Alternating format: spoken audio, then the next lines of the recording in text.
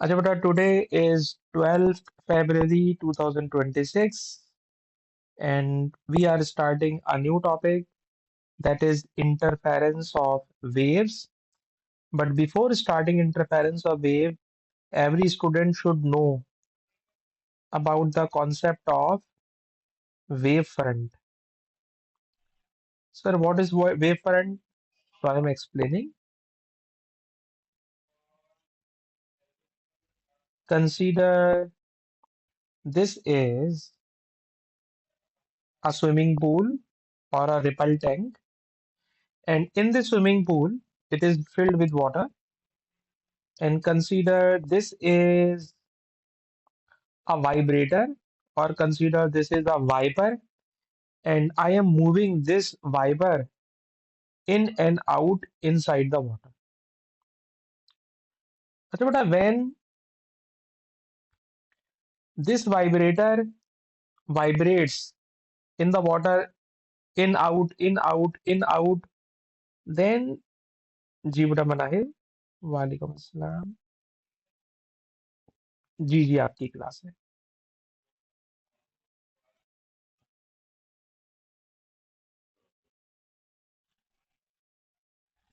Okay okay. अच्छा बेटा, पानी में ये इस तरह की वेव्स बन रही हैं। इस स्विमिंग पूल में पानी भरा हुआ है, और इस स्विमिंग पूल में जब पानी भरा हुआ है और उसके अंदर मैंने वाइब्रेटर एक लगाया हुआ है, तो इस तरह की वेव बन रही है।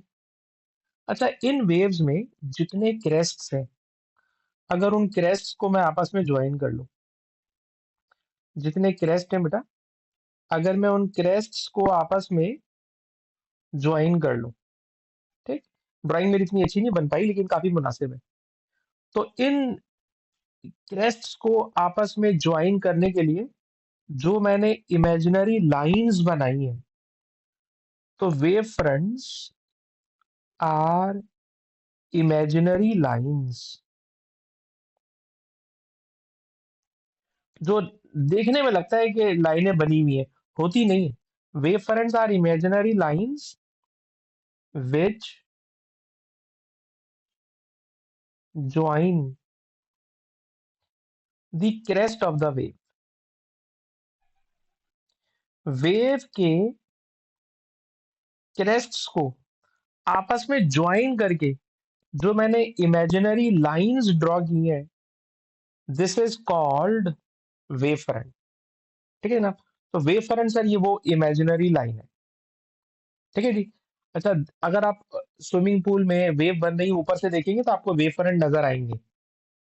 अच्छा, एक और मसला है कि वेव फ्रंट, मैंने कहा कि वेव फ्रंट बनाने के लिए मैंने ज्वाइन किया है क्रेस्ट्स को, लेकिन ऐसा भी हो सकता है कि हम वेव फ्रंट खाली तरफ से भी बना सकते हैं, तरफ से भी बना सकते हैं।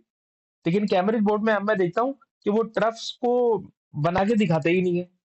वरना बहुत पुराने पेपर उठा के देखूं ना मैं, तो बहुत पुराने पेपर में इस तरह की डॉटेड लाइन बनी हुई होती थी, और जो डॉटेड लाइन होती थी ना, वो बताती थी कि ये वेव के तरफ्स को ज्वाइन करके हमने वेव फ्रंट बनाए। तो आपको समझाने में आसानी के लिए मैं ये डॉटेड लाइन बना रहा हूँ। ये डॉटेड लाइन भी वेव फ्रंट है, और ये वो वेव फ्रंट है जो अब हमें एग्जाम में नजर नहीं आते, वो एग्जामिनर अब बना के नहीं दे रहा, लेकिन ये होते हैं। तो आप समझ लें कि क्रेस्ट को ज्वाइन करके मैंने डार्क वाले वेव फ्रंट बनाए, और ट्रफ्स को बेटा मैंने ज्वाइन करके जो वेव फ्रंट बनाए वो डॉटेड लाइन वाले बनाए। ठीक है जनाब? तो ये वेव फ्रंट आपको स्विमिंग पूल में सीधे सीधे नजर आ रहे हैं।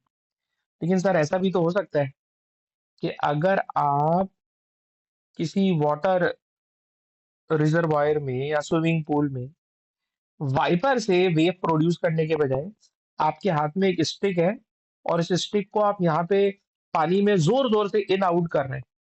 जब आप इसको जोर जोर से इन आउट करेंगे ना, तो आपको वेव फ्रंट ऐसे नजर आएंगे। वेव फ्रंट सीधे नजर नहीं आएंगे, वेव फ्रंट आपको ऐसे नजर आएंगे। और असल में सर जो वेव होगी ना, वो वेव इस तरह जा रही होगी। असल में वेव स्प्रेड हो रही है जो कि इस तरह जा रही है, ठीक है ना। ये वेव जो है इस तरह जा रही है, लेकिन आपको वेव जो रेड वाली मैंने वेव बनाई है ये नजर नहीं आती, आपको नजर आएंगे वेव फ्रंट्स, ठीक है ना। तो for example this is source number one, and ये सोर्स नंबर वन जो अभी मैंने आपके सामने बनाया है, सर इससे वाटर के अंदर वेव बन रही है जो इस तरह से प्रोड्यूस हो रही है। अच्छा, आपके बराबर में फॉर एग्जाम्पल आपका कोई दोस्त बैठा हुआ है, और उस दोस्त को भी यही शौक हुआ कि वो भी पानी के अंदर वाटर वेव बनाएगा, तो आपके दोस्त ने भी यही वाला काम शुरू कर दिया जो आप कर रहे थे, ठीक है ना। ये वाटर वेव आप बना रहे, और ये वाटर वेव आपके बराबर में बैठे हुए दोस्त ने बनाना शुरू कर दिया। ये दोस्त जो बैठा हुआ है आपका, सर वो वेव फ्रंट बना रहा है। अच्छा, सर उसने वेव फ्रंट बना दिए। अब आप नोट कीजिए कि जो वेव फ्रंट आपने बनाए और जो वेव फ्रंट आपका दोस्त बना रहा है पानी में, ठीक है जनाब, फॉर एग्जाम्पल दोनों की वेवलेंथ, फ्रीक्वेंसी और स्पीड सेम है, ठीक है ना। दोनों की वेवलेंथ, दोनों की फ्रीक्वेंसी, दोनों की स्पीड सेम है, ठीक। अच्छा, अगर सेम हो ना, तो ऐसी दोनों वेव्स को कहते हैं कोहेरेंट वेव्स। ऐसी दोनों वेव्स को कहते हैं कोहेरेंट वेव्स। तो दोनों आप और आपके दोस्त पानी में बना रहे हैं कोहेरेंट वेव्स, और आप नोट कीजिएगा ये कोहेरेंट वेव्स सर एक दूसरे के ऊपर, जरा यहाँ पे देखिएगा, सर यहाँ पे सुपरपोज हो रही है, सर यहाँ पे सुपरपोज हो रही है, और यहाँ पे सुपरपोज हो रही है। सुपरपोज होने का मतलब एक वेव के ऊपर दूसरी वेव का आ जाना। जब ये दोनों सुपरपोज हो रही हैं, तो आपको याद है सुपरपोजिशन में, स्टैंडिंग वेव में मैं आपको पढ़ा चुका हूं कि अगर किसी वेव के क्रेस्ट के ऊपर किसी दूसरी वेव का क्रेस्ट आ जाए, तो सर ये दोनों वेव्स मिलकर करती हैं कंस्ट्रक्टिव इंटरफेरेंस। और अगर आप पानी में वेव प्रोड्यूस कर रहे हैं, तो पानी की वेव में अगर कंस्ट्रक्टिव इंटरफेरेंस होगा ना, तो आप देखना इन डॉट्स पर, जहां मैंने डॉट्स बनाए हुए, सर यहां पर ना एक जोरदार वाइब्रेशन पैदा हो जाएगी। सर जोरदार क्यों हो जाएगी? क्योंकि आपको याद है कि एक क्रेस्ट 1 सेंटीमीटर का, दूसरा क्रेस्ट 1 सेंटीमीटर का, 1 + 1 इट मेक्स 2 सेंटीमीटर की वेव। तो दोनों वेव जब एक दूसरे पे सुपरपोज कर रही है कंस्ट्रक्टिवली, तो उनसे एक जोरदार वेव बन रही है जो कि 1 + 1 यानी 2 सेंटीमीटर की हाइट की है। तो सर जहां कंस्ट्रक्टिव इंटरफेरेंस होता है ना, सर वहां हमें मिलती है एक जोरदार वाइब्रेशन, ठीक है ना। लेकिन नोट कीजिएगा, मैंने भी आपसे थोड़ी देर पहले ऊपर क्या कहा था कि दोनों क्रेस्ट के बीच में जो हम डॉटेड लाइन नहीं बना रहे, सर वहां पे ट्रफ है, वहां पे ट्रफ है। तो अगर मैं किसी बच्चे से ये वाली बात पूछूं, फॉर एग्जाम्पल मैं, अहमद बेटा आपसे एक सवाल पूछना चाहता हूँ। अहमद, अहमद यार ये बताना कि ये वाली, बल्कि मैं खुद ही कलर बदल लूं यार, रुक जाओ। फॉर एग्जाम्पल ये जो मैंने रेड कलर की लाइन बनाई है ना, ये जो मैंने रेड कलर की लाइन बनाई है, ये ट्रफ है, ये वेफरन ट्रफ का है, ट्रफ का है।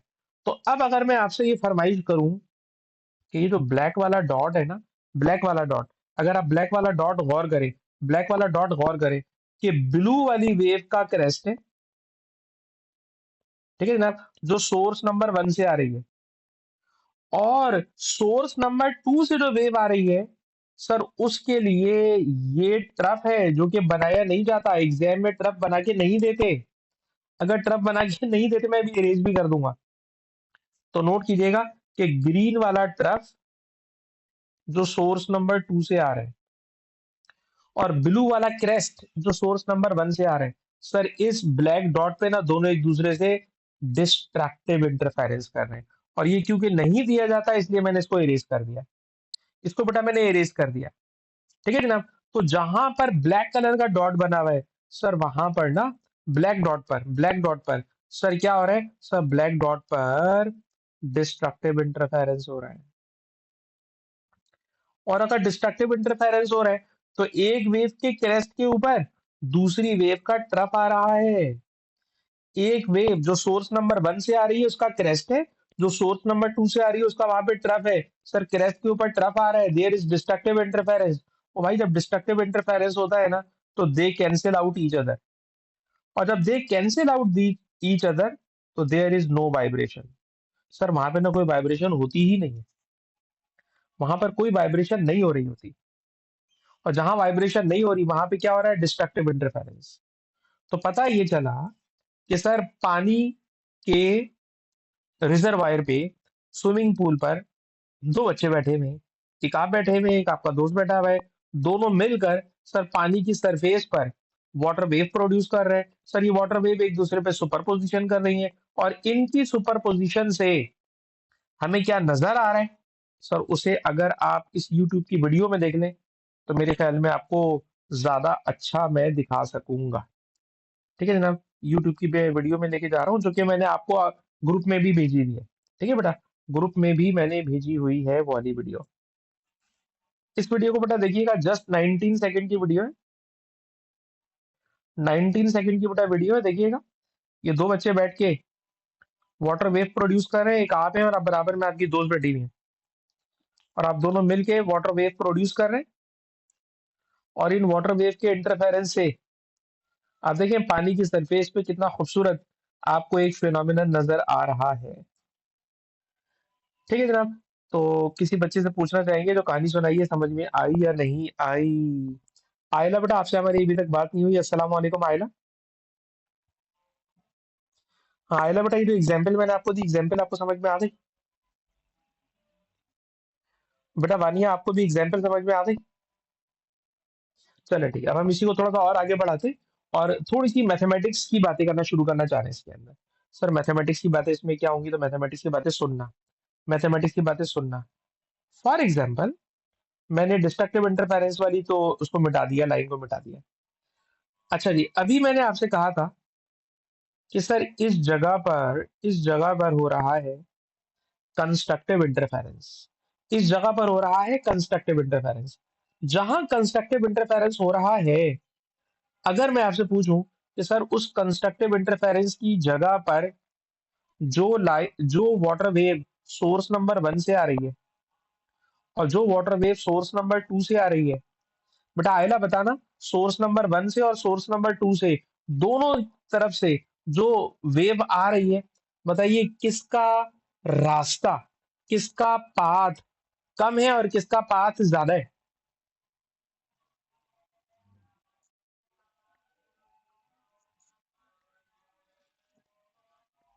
सही। एक दो तीन चार, चार कह लें क्योंकि यहाँ से शुरू करें ना, सही है। सर यहाँ से चार वेवलेंथ पर है, चार वेवलेंथ पर है S1, ठीक है जी। और और और S2 से जो आ रही है बेटा वो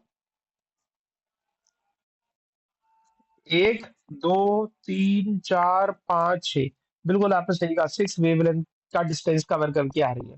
ठीक है जनाब। सर जो वेव S2 से आ रही है वो 6 लेमडा डिस्टेंस कवर करके आ रही है, और जो वेव S1 से आ रही है सर वो 4 वेवलेंथ डिस्टेंस कवर करके आ रही है। कहते हैं अगर आप इन दोनों का डिफरेंस निकाल लें, 6 - 4, तो आप कहेंगे सर 2 लेमडा। और यहीं से बात सीख लीजिए, यहीं से बात सीख लीजिए कि जो वेव सोर्स नंबर 1 से आ रही है, जो वेव सोर्स नंबर 2 से आ रही है, उन दोनों में सर अगर रास्ता, पाथ डिफरेंस या तो 1 लैम्डा हो, या 2 लैम्डा हो, या 3 लैम्डा हो, या n लैम्डा हो, ये फॉर्मूला है। अगर path difference 1 lambda, 2 lambda, 3 lambda या n लैम्डा डिफरेंस हुआ तो जनाब वहां पर कंस्ट्रक्टिव इंटरफेरेंस होगा। खुद ब खुद क्रेस्ट पे क्रेस्ट आ जाएगा, या खुद ब खुद ट्रफ पे ट्रफ उस जगह पे आ जाएगा। जहां path difference 1 lambda, 2 lambda, 3 lambda, और देखा जाए तो सर ये नंबर ना शुरू होता है फ्रॉम 0 लैम्डा। ये नंबर शुरू होता है बेटा from 0 lambda. 0 lambda, 1 lambda, 2 lambda और ये n लैम्डा तक जाता है। तो समझ लीजिए कंस्ट्रक्टिव इंटरफेरेंस पढ़ाने के लिए आज की क्लास का ये फॉर्मूला है। आज की क्लास का ये फॉर्मूला है जिसमें हम सोर्स नंबर 1 से सोर्स नंबर 2 तक जाने में जो पाथ डिफरेंस हो रहा है, सर उस पाथ डिफरेंस को 0 लैम्डा, 1 लैम्डा, 2 लैम्डा इस तरह से लेके जा रहे हैं। ठीक है जी। आई होप कि आपने इसको कॉपी, चले कॉपी ना करें, कम से कम देख लिया कि हो क्या रहा है। अच्छा जी, ये कंस्ट्रक्टिव की बात हो गई। अच्छा बेटा अब जरा आइएगा डिस्ट्रक्टिव इंटरफेरेंस के लिए। डिस्ट्रक्टिव इंटरफेरेंस के लिए, डिस्ट्रक्टिव इंटरफेरेंस कहाँ पे हो रहा था? तो बेटा डिस्ट्रक्टिव के लिए मैं पहले तो इसको इरेज कर रहा हूँ। ये मैंने ग्रीन वाली लाइन इरेज कर दी, और अगर मेरे लिए पॉसिबल हुआ तो मैंने इसको भी इरेज कर दिया। अच्छा जी, सर अभी आपने थोड़ी देर पहले पढ़ाया था कि सर डिस्ट्रक्टिव इंटरफेरेंस जो है ना यहाँ पे हो रहा था, यहाँ पे डिस्ट्रक्टिव हो रहा था क्योंकि ब्लू वाली वेव का ये क्रेस्ट है और ब्लैक वाले के बीच में है, तो ये ट्रफ है। सर क्रेस्ट के ऊपर ट्रफ है तो सर पक्की बात है यहाँ पे डिस्ट्रक्टिव इंटरफेरेंस हो रहा है। और इस डिस्ट्रक्टिव इंटरफेरेंस में अगेन मेरी हेल्प करेंगी आयला। आयला बेटा बताना कि सोर्स नंबर 1 से जो वेव आ रही है, सर सोर्स नंबर 1 से तो आपने वही रखा है जानबूझ के 4 लैम्डा। ठीक है। सोर्स नंबर 2 से बेटा बताना कितना डिस्टेंस है, काउंट कीजिएगा। 1 lambda, 2 lambda, 3 lambda, 4 lambda, 5 lambda. 5 पूरा है, 5 पूरा है, पर ये वाला रास्ता आधा है, तो it is 5.5 lambda. It is 5.5 lambda. Source number 2 से, सर सोर्स नंबर 2 से जो वेव आ रही है, सर सोर्स नंबर 2 से जो वेव आ रही है, सर उसका डिस्टेंस 5.5 लैम्डा है। और जो वेव सोर्स नंबर 1 से आ रही है उसका डिस्टेंस सर 4 लैम्डा है। अब अगर हम पूछें आपसे कि भाई यहाँ पे पाथ डिफरेंस कितना है, तो ये बन रहा है सर 1.5 लैम्डा। और 1.5 लैम्डा से ही जरा ये वाली बात सीखिएगा कि सर अगर दोनों वेव्स में सर पाथ डिफरेंस या तो 0.5 लैम्डा हो, या 1.5 लैम्डा हो, या 2.5 लैम्डा हो, या n plus half lambda, this is formula for destructive interference. For destructive interference बेटा लिख लीजिए इस फॉर्मूले को।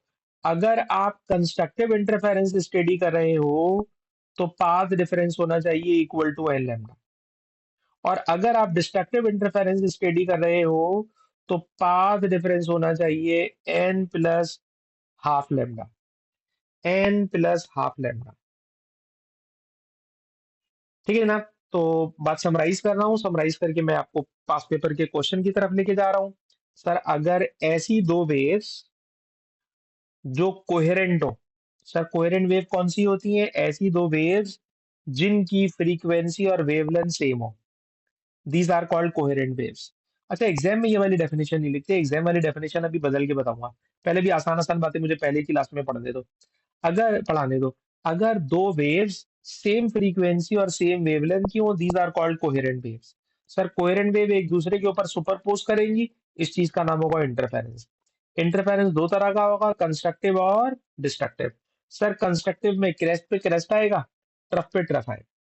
क्रेस्ट पे क्रेस्ट आएगा, ट्रफ पे ट्रफ आएगा। It is constructive interference. Destructive interference में क्रेस्ट पे ट्रफ आ जाएगा। फॉर्मूला बेटा ये दो फॉर्मूले मैंने आपको सिखा दिए, दो फॉर्मूलाज बेटा मैंने आपको सिखा दिए। आइए इन दोनों फॉर्मूलाज को लेकर पास पेपर की शीट में चलते हैं। दोनों फॉर्मूलाज को लेकर पास पेपर की शीट में चलते हैं। ये रही भाई पास पेपर की शीट। इस पास पेपर की शीट में आ जाए तो जरा देखिएगा बेटा क्या हो रहा है। सर इसमें भी जरा पढ़िएगा। लिखा है जनाब कि एक रिपल टैंक है। सर इस रिपल टैंक में interference of water wave study करना चाह रहे हैं, और उसके लिए मेरे पास दो डिपर है। एक डिपर नंबर 1 है, एक डिपर नंबर 2 है, दो डिपर्स है। ठीक है जनाब। और इन दोनों डिपर से सर्कुलर वेव फ्रंट बन रहे हैं, सर्कुलर वेव फ्रंट बन रहे हैं। ठीक है। और ये वेव फ्रंट क्रेस्ट को शो कर रहे होते हैं। ठीक है जी। खुद बता रहे हैं कि जो वेवलेंथ है सर वो 6 सेंटीमीटर है। वेवलेंथ 6 सेंटीमीटर है। ठीक है जी। अब जरा नोट कीजिएगा क्वेश्चन, क्वेश्चन ये है और ये भी लिखा हुआ है कि ये क्रेस्ट को शो कर रहे हैं, जितने भी वेव फ्रंट है ये सारे के सारे वेव फ्रंट क्रेस्ट को शो कर रहे हैं, खुद बता दिया।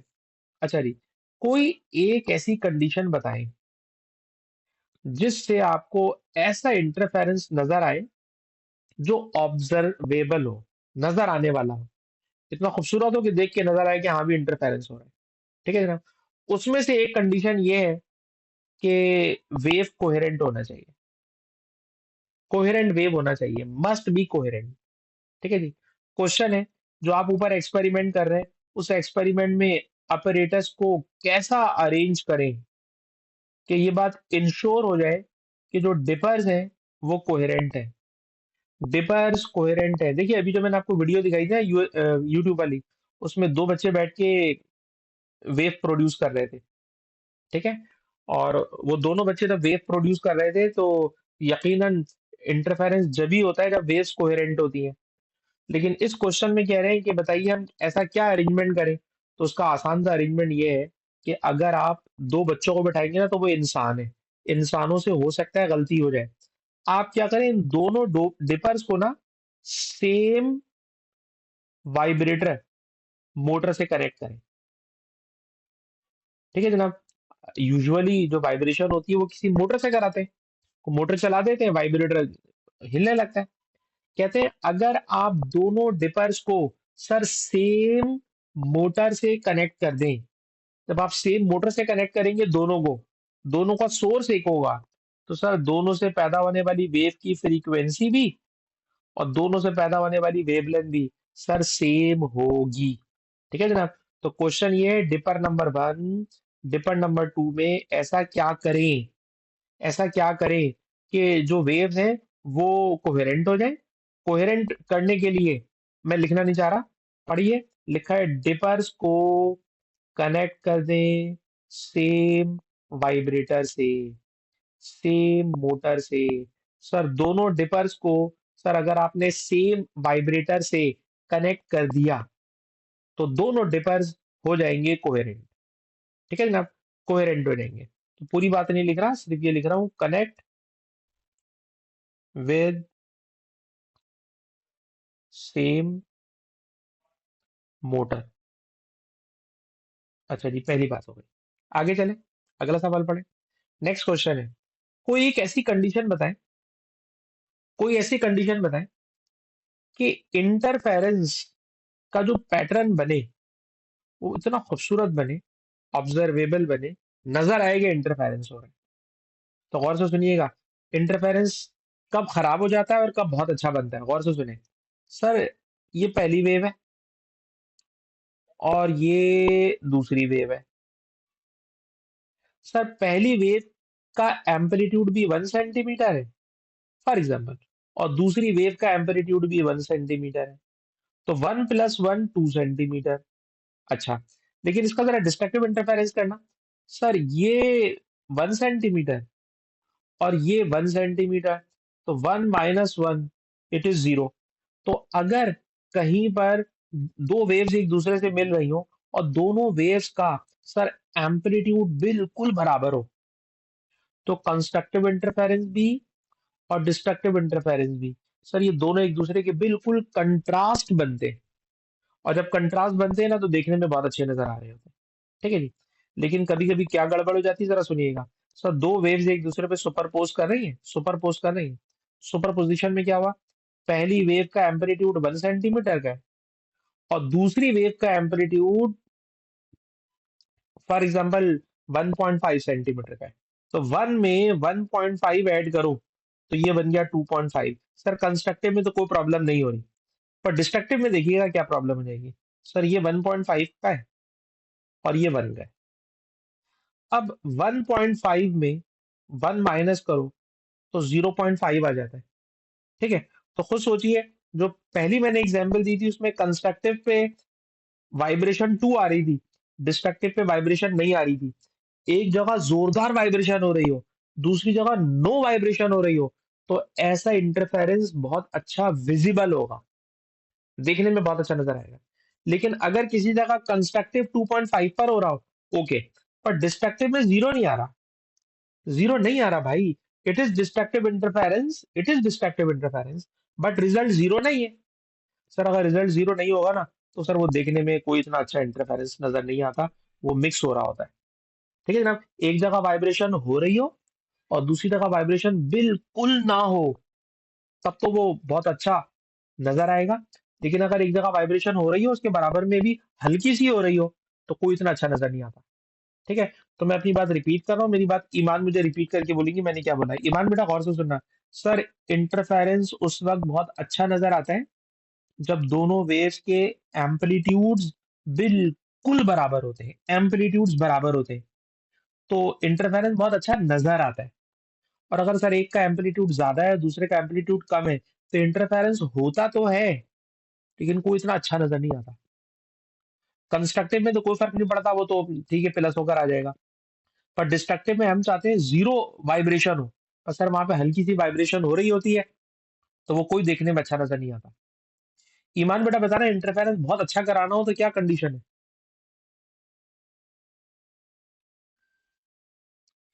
ईमान इंटरफेरेंस अच्छा कराना हो तो क्या कंडीशन है। ईमान, ईमान में गलत बोल रहा हूँ, सॉरी सॉरी, ईमान तो क्लास में है ही नहीं है, सॉरी सॉरी।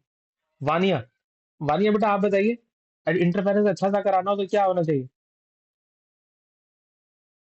मैं दोबारा रिपीट कर देता हूँ। मैंने कहा अगर दोनों वेव्स का एम्पलीट्यूड बिल्कुल सेम हो, ठीक है, पहली वेव 2 सेंटीमीटर की और दूसरी वेव भी 2 सेंटीमीटर की, तो कंस्ट्रक्टिव तो 2 + 2 4 हो जाएगा। ठीक है, पर डिस्ट्रक्टिव में 2 - 2, सर ये जीरो हो जाएगा। तो यहाँ पे कंस्ट्रक्टिव 2 + 2 4 हो रहा है, यहाँ पे 2 - 2 जीरो हो रहा है। ये इंटरफेरेंस बहुत अच्छा होगा, बहुत अच्छा नजर आएगा। अच्छा, अब दूसरी एग्जाम्पल देखिएगा। सर एक का एम्पलीट्यूड 2 सेंटीमीटर है, दूसरे का एम्पलीट्यूड 3 सेंटीमीटर है, तो 2 + 3 कंस्ट्रक्टिव में तो कोई फर्क नहीं पड़ता, लेकिन सर डिस्ट्रक्टिव में पड़ जाता है। ये 3 का है और ये 2 का है, तो 3 - 2 1। तो हमें इंटरफेरेंस उस वक्त अच्छा नजर आता है जब डिस्ट्रक्टिव जीरो पर हो। इसमें सर डिस्ट्रक्टिव 1 पे आ रहे हैं ना, तो इसमें वाइब्रेशन जीरो नहीं होगी, हल्की सी वाइब्रेशन हो रही होगी। तो कोई चीज इंटरफेरेंस पैटर्न उस वक्त अच्छा नजर आता है जब एक जगह वाइब्रेशन बहुत जोरदार हो और दूसरी जगह वाइब्रेशन बिल्कुल ना हो, तो वो अच्छा नजर आएगा। और ऐसा जब भी होगा सर जब दोनों वेव्स का एम्पलीट्यूड सेम हो, जब दोनों वेव्स का एम्पलीट्यूड सेम हो। वानिया बताइए, अच्छा इंटरफेरेंस नजर आने के लिए क्या कंडीशन है।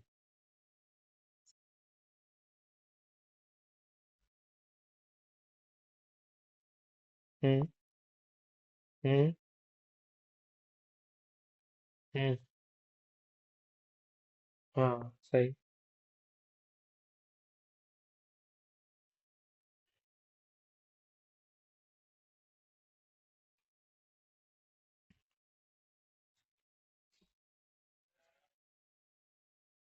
हाँ जी, बस ये एक अच्छी बात हो जाती है इससे, ठीक है जी। अच्छा जी, उसके बाद एक आखिरी बात कह रहे हैं जो बी पार्ट है, वो बी पार्ट भी जनाब ये है कि जब हम रिपल टैंक स्टूडेंट्स को पढ़ाते हैं ना, तो रिपल टैंक के अंदर ऊपर एक लाइट का लैंप लगा देते हैं और फिर स्क्रीन पे नीचे हम उसको देख रहे होते हैं, ठीक है, और हमें पैटर्न बहुत अच्छा नजर आ रहा होता है। कह रहे हैं कोई ऐसा तरीका बताएं जिससे हम पैटर्न को बहुत अच्छे तरीके से देख सकें, ठीक है जनाब, बहुत अच्छे तरीके से देख सकें। तो ये सवाल काफी पुराना सवाल है, मतलब पुराना है, मतलब 2019 का है। ठीक है, तो उस वक्त मार्किंग स्कीम में ये लोग लिखते थे कि हमें यूज करना चाहिए स्ट्रोबोस्कोप। अब आजकल जो है ना स्ट्रोबोस्कोप के बजाय ना, आजकल ये लोग कहते हैं भाई we have a mobile camera, हमें मोबाइल कैमरे से पिक्चर ले लेनी चाहिए। ठीक है जनाब, तो अगर आप मोबाइल कैमरे से पिक्चर ले लेंगे तो आपको जो पैटर्न अभी मैंने ऊपर बना के दिखाया वो आपको आराम से नजर आ जाएगा। तो आपने काम की बात जो उसने ये लिखी है, जो आपने लिखनी नहीं है, कि हमने पैटर्न को फ्रीज करना है।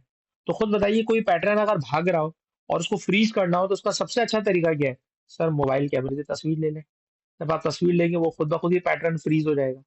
तो मैं तो आपको स्ट्रोबोस्कोप का नाम देने के बजाय बोलूंगा भाई कि टेक पिक्चर फ्रॉम कैमरा,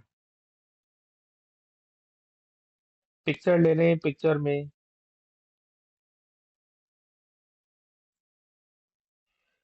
ठीक है ना। पिक्चर ले लें, जब आप पिक्चर ले लेंगे तो जाहिर सी बात है जो पैटर्न है वो खुद ब खुद ही फ्रीज हो जाएगा। अच्छा जी, अब आ जाए क्वेश्चन में।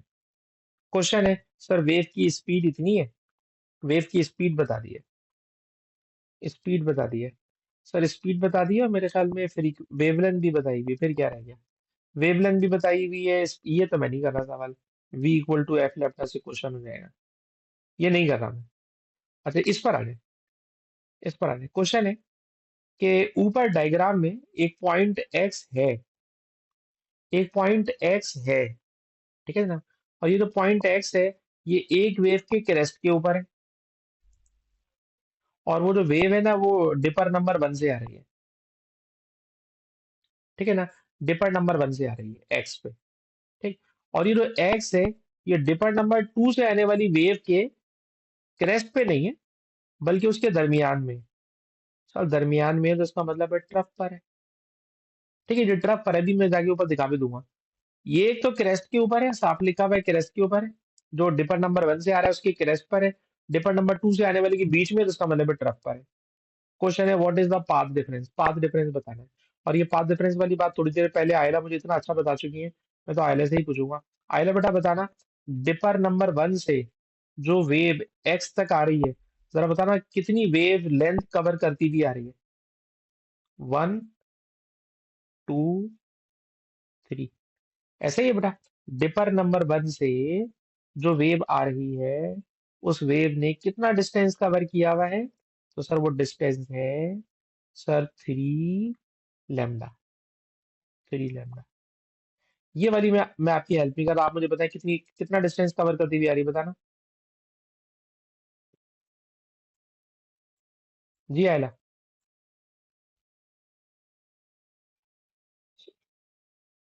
3.5 वेव, इट इज 3.5, ठीक है जी। ये हो गया 1, 2, 3 एंड 3.5, ठीक है जी। तो डिपर नंबर 1 से जो वेव आ रही है उसने 3, और डिपर नंबर 2 से जो आ रही है उसने 3.5 वेव लेंथ कवर की हुई है, ठीक है जी। अच्छा अब आपसे अगर मैं पूछूं बताइए इनका पाथ डिफरेंस कितना होगा, तो आप कहोगे 3.5 lambda minus 3 lambda, it is equal to 0.5 lambda. पहले बेटा कॉपी करना, पीडी का मतलब यहाँ पोटेंशियल डिफरेंस नहीं है भाई, it is path difference, it is path difference, it is not potential difference, ठीक है जी। डिपर नंबर 1 से 3 लैम्डा डिस्टेंस है, डिपर नंबर 2 से 3.5 है, दोनों का डिफरेंस ले लिया, इट इज 3.5 लैम्डा। और लैम्डा की बेटा वैल्यू दी हुई है उसने, लैम्डा ये रहा, लैम्डा है 6 सेंटीमीटर, लैम्डा है बेटा 6 सेंटीमीटर। तो 6 सेंटीमीटर बेटा मैंने लिख दिया, और 6 सेंटीमीटर को 0.5 करोगे तो ये आ गया 3 सेंटीमीटर। तो एक्स के लिए पाथ डिफरेंस आ रहा है 3 सेंटीमीटर, 3 सेंटीमीटर, ठीक है ना। 3 सेंटीमीटर आ रहा है। अच्छा जी 3 सेंटीमीटर आ गया, जो कि आपने लिख लिया, ठीक है जी। आपने लिख लिया 3 सेंटीमीटर, और अब 3 सेंटीमीटर लिख चुके तो क्वेश्चन का एक और पार्ट आ रहा है। कह रहे हैं बताइए इन दोनों में कितना है फेज डिफरेंस, दोनों वेव्स में कितना है फेज डिफरेंस। तो मेरे ख्याल में हर बच्चे को याद है कि सर लैम्डा जो होता है ना वो 360 के बराबर होता है, वन वेवलेंथ 360 के बराबर होती है। तो आप क्या करो, जहां लैम्डा लिखा हुआ है ना बेटा वहां लिख दो 360, लैम्डा की जगह लिख दो 360, और 360 को 0.5 से मल्टीप्लाई करोगे ना तो बन जाएगा 180। 360 1 लैम्डा होता है, 1 लैम्डा 360 होता है, 360 को 0.5 करा तो सर ये बन गया 180।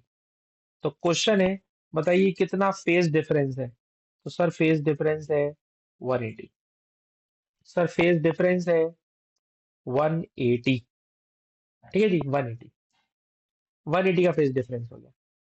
अच्छा अहमद, अहमद ये बताना पॉइंट एक्स के ऊपर कंस्ट्रक्टिव इंटरफेरेंस हो रहा होगा या डिस्ट्रक्टिव इंटरफेरेंस हो रहा होगा? डिस्ट्रक्टिव होगा सर, डिस्ट्रक्टिव होगा, क्योंकि वैसे भी नजर आ रहा है कि इधर से वेव का क्रेस्ट आ रहा है सर, उधर से वेव का ट्रफ आ रहा है। और हमें यहाँ से भी नजर आ रहा है कि सर जो पाथ डिफरेंस है ना जो पाथ डिफरेंस है इट इज 0.5 लैम्डा, और मैं पढ़ा चुका हूँ 0.5 lambda, 1.5 lambda, 2.5 lambda, there will destructive interference. बिल्कुल सही आपने कहा, डिस्ट्रक्टिव इंटरफेरेंस हो रहा हो। ठीक है जी। अच्छा, उसके बाद एक और क्वेश्चन है, कह रहे इस डायग्राम में ऐसे पॉइंट्स को डॉट बनाए जहां जहां कंस्ट्रक्टिव इंटरफेरेंस हो रहा। तो ऐसे सर बहुत सारे पॉइंट मुझे नजर आ रहे हैं। फॉर एग्जाम्पल सर यहाँ कंस्ट्रक्टिव इंटरफेरेंस हो रहा है, सर यहाँ कंस्ट्रक्टिव इंटरफेरेंस हो रहा है, सर यहाँ कंस्ट्रक्टिव इंटरफेरेंस हो रहा है, सर यहाँ पे कंस्ट्रक्टिव इंटरफेरेंस हो रहा है, और भी इतने सारे ही हो रहे हैं कंस्ट्रक्टिव इंटरफेरेंस। कह रहे जहां कंस्ट्रक्टिव इंटरफेरेंस हो रहा हो तो वहां एक लाइन बने, ये लाइन कम से कम 4 सेंटीमीटर की बनाइएगा। ठीक है, और ऐसे पॉइंट्स को ज्वाइन करके बनाइएगा जहां पर मिल रहा है मैक्सिमा, मैक्सिमा इंटरफेरेंस का मैक्सिमा, और इंटरफेरेंस के मैक्सिमा का मतलब होता है जहां हो रहा हो कंस्ट्रक्टिव इंटरफेरेंस, जहां हो रहा हो कंस्ट्रक्टिव इंटरफेरेंस। तो कंस्ट्रक्टिव इंटरफेरेंस की बेटा ये मैंने डॉट्स बना दिए, और इन डॉट्स को आपस में मिला रहा हूँ, और मिलाकर मेरे ख्याल में मैंने 4 सेंटीमीटर से बड़ी ही लाइन बना दी है। और ये लाइन इस बात को शो कर रही है कि इन सारे पॉइंट्स के ऊपर क्या हो रहा है, सर इन सारे पॉइंट्स के ऊपर हो रहा है कंस्ट्रक्टिव इंटरफेरेंस। ठीक है जी, तो ये क्वेश्चन हो गया कंप्लीट, ये क्वेश्चन हो गया कंप्लीट।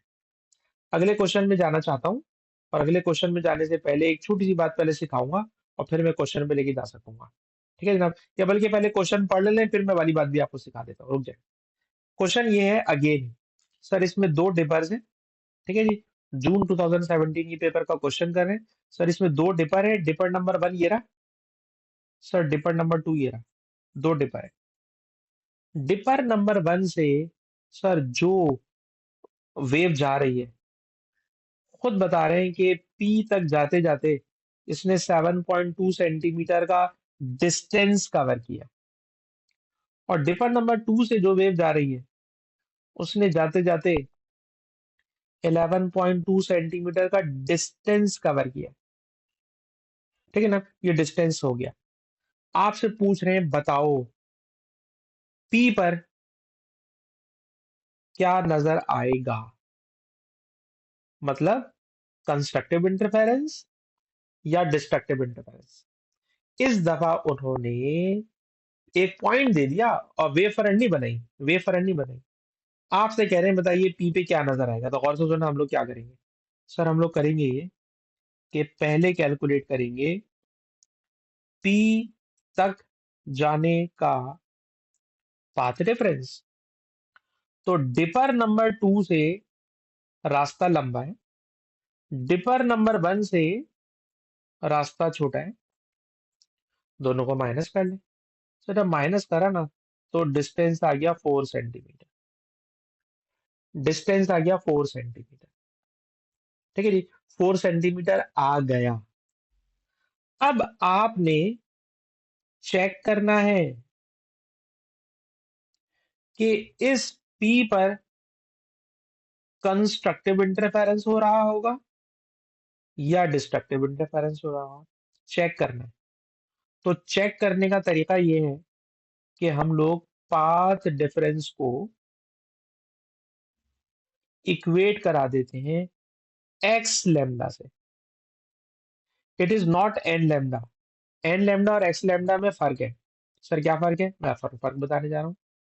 ये जो एक्स है ना बेटा, एक्स, अगर इस एक्स की वैल्यू 1, 2, 3, 4, 5 इसमें से कोई नंबर आई तो हम अनाउंस कर देंगे भाई यहाँ पे कंस्ट्रक्टिव इंटरफेरेंस हो रहा है।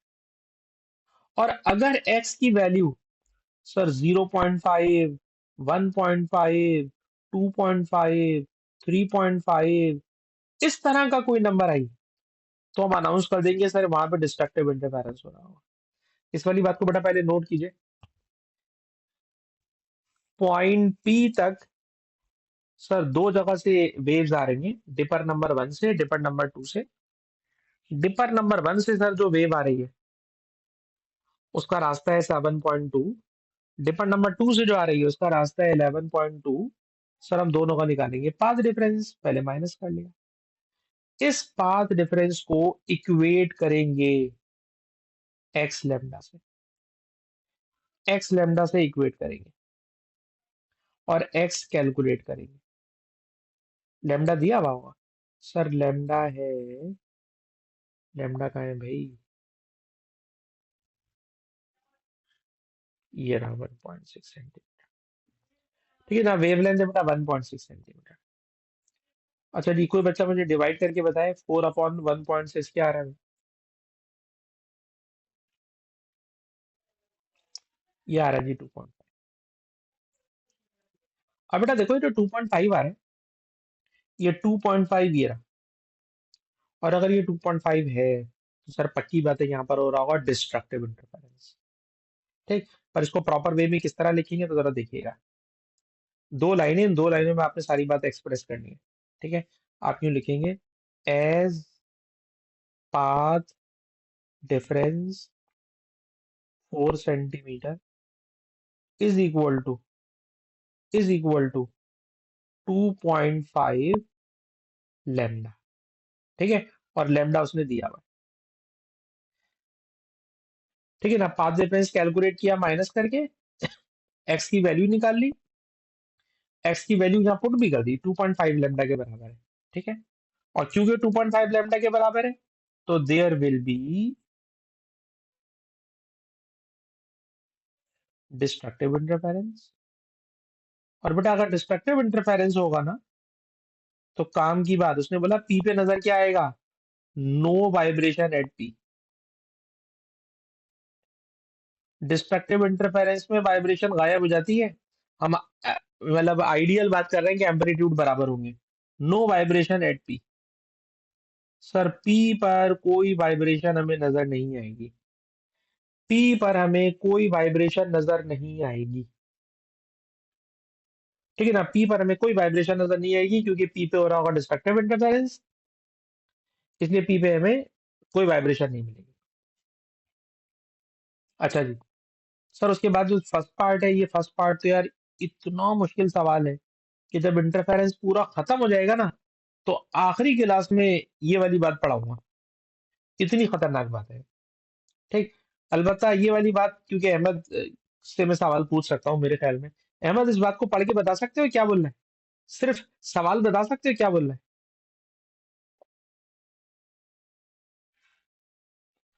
अहमद बता सकते हैं क्या बोल रहा है।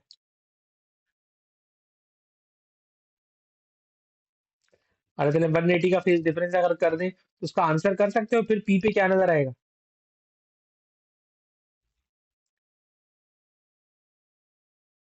पॉइंट पी पर जहां कंस्ट्रक्टिव डिस्ट्रक्टिव इंटरफेरेंस हो रहा था वहां पे क्या नजर आएगा अगर ये चेंज कर दे।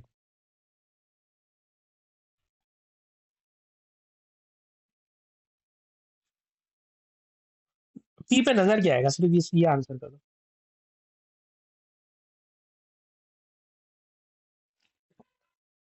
मानिए बेटा 2 मिनट रुक जाए, इसको बोलने दे। हाँ अहमद क्या बोल रहे हो।